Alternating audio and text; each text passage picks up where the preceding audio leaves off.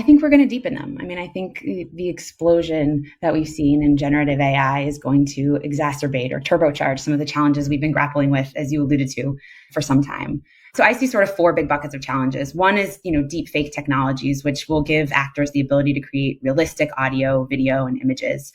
I think that could be used to do things like, manufacture an October surprise or fuel election conspiracies, right? We know in 2020 images of, supposedly discarded ballots were, for example, used in this way, or we could get audio of a candidate saying something objectionable about another party. We talk a lot about deep fakes of the major presidential candidates. And of course, that's an option, but there's a lot of ways that manufactured content could be used to shape the reality of our election. And I would say the targets aren't just going to be candidates. As I said, I think journalists are important targets. Prominent journalists are also kind of, I would say, institutions of our democracy, and therefore maybe targets, especially of foreign actors. So we have four buckets, one of which is deep fakes. What would the other three buckets be?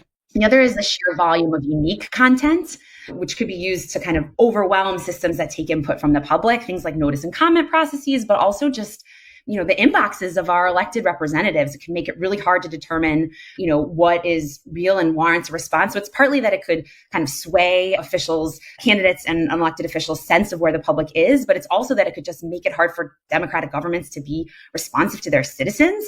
And that's a big problem, especially in the context of, between authoritarians and liberal democracies. Maybe we can get to that.